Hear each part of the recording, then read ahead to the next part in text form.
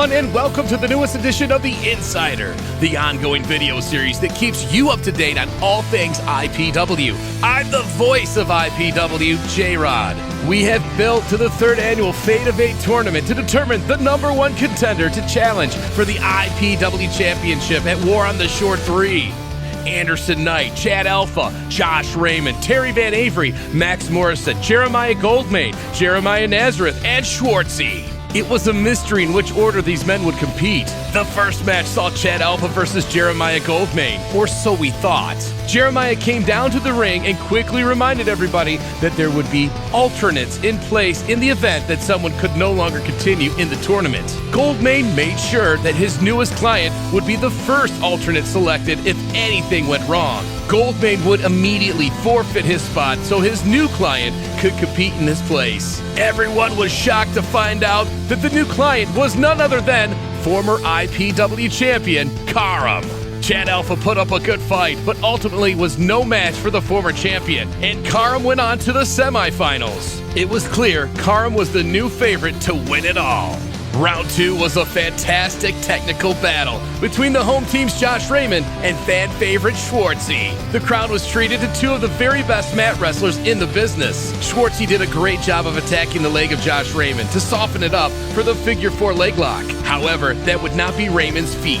In fact, it was Josh Raymond who locked in his signature crossface chicken wing to force the submission himself. Although Raymond got the win, his leg took a lot of damage, and we knew he would be feeling it with 2 more potential matches ahead of him. Max Morrison made his way to the ring next. He made it clear that he was extremely nervous going into this, that he may have to face the forgotten leader, Jeremiah Nazareth. Nazareth informed us ahead of time that he made an arrangement to get the exact matchup that he wanted in the first round. Lo and behold, the matchup Jeremiah Nazareth wanted was against Max Morrison. Nazareth expected Morrison to just give him the win, but Morrison attempted to double-cross Nazareth. Morrison seemingly came to his senses after about 39 seconds, then laid down for Nazareth to get the easy pinfall. In the final quarterfinal matchup, the home team's Terry Van Avery met up with the gold team's Anderson Knight. Early on, it looked like the power of Knight would be too much.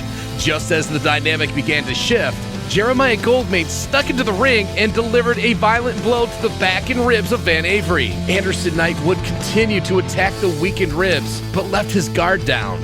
We are quickly realizing that it only takes a momentary lapse of concentration to leave an opening for the big super kick of Terry Van Avery, who landed a perfect shot right on the chin, pulling off what many consider an upset.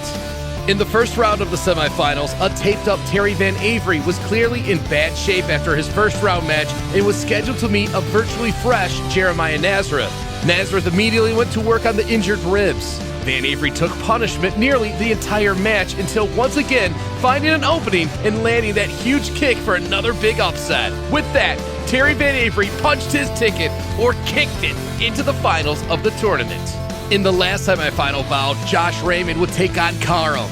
Josh came to the ring limping and was much less than 100%. Karam, on the other hand, looked hungry and ready to go. Raymond was not going down without a fight, and despite getting hammered the entire match, never gave up. Josh Raymond pulled victory from the jaws of defeat and was able to roll up Karam for the shocking 3 count. When Karam lost his title and left the company in 2021, he had never been pinned or submitted. This huge win for Josh Raymond handed Karam his very first loss and also eliminated the final member of the gold team from the tournament. The finals were set. It would be a dream match that we never knew we wanted. The consensus greatest IPW tag team of all time, the home team, would face each other to determine this year's Fate of 8 tournament champion. The tournament finalists would get a short break now, and in the meantime, we got a triple threat match for the Women's Championship with Rory Shield, Stella Pujo, and Women's Champion Randy West. This was our Patreon exclusive match. Become a Patreon at the IPW regular tier to watch it now. Mondo Rio got a shot at the Michiana Championship against the undisputed, undefeated champion, Fendrick Bison. This match was a wild one where Fendrick got to show off his grappling ability and Mondo got to show off his athleticism. After a huge aerial attack, it looked like we were going to have a new champion. Just then, One half of the tag team champions, Big Jorge, distracted the referee, causing Mondo to lose out on an opportunity to secure the pinfall. Bison used the diversion to pull off the win and defend his title once again. But what was Jorge's motivation? Take a look. There's a lot of rumors going around about my partner, mi hermano, one half of the IPW Tag Team Champions. Sadly, I can confirm those rumors are true. Rest assured, though, I will remain Tag Team Champion until the day Otto Spencer is freed. You see, this road to glory runs through me. So to the IPW roster, I'm in need of a partner. And as far as I'm concerned, if you're not with me, you're against me. It's clear now why Jorge attacked Mondo. Jorge is a lone wolf backed into a corner, afraid that real hype is coming after his titles. With a mandatory title defense this Sunday at Road to Glory in Grand Rapids, Jorge will need to find another partner fast. As for Otto Spencer, we will see him someday down the line. We reached the finals of the 2023 Fate of 8 tournament.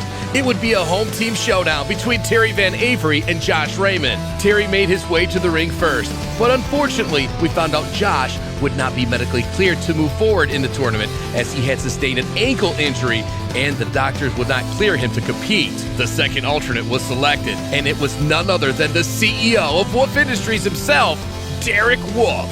A fresh Derek Wolf had a clear advantage, and it would take a miracle for Terry to defeat him. Wolf immediately went to work on those injured ribs of Terry Van Avery and tried to capitalize on his already weakened opponent. Wolf retrieved his iPad and blasted Terry with it, getting an easy 3 count and a quick victory. Or so we thought. After the referee counted to 3, he realized Terry's foot was on the rope. The referee quickly restarted the match and Derek Wolf went right back to work, setting Terry up for the closing bell. Terry countered the closing bell beautifully and landed a huge super kick on Wolf, then picked up the hard-fought and well-earned victory. And with that, Terry Van Avery is our 2023 Fate of 8 tournament champion. He will now have a career-defining opportunity to face the IPW champion in the main event of War on the Shore 3 on July 1st atop the deck of the USS LST 393. That concludes this edition of The Insider.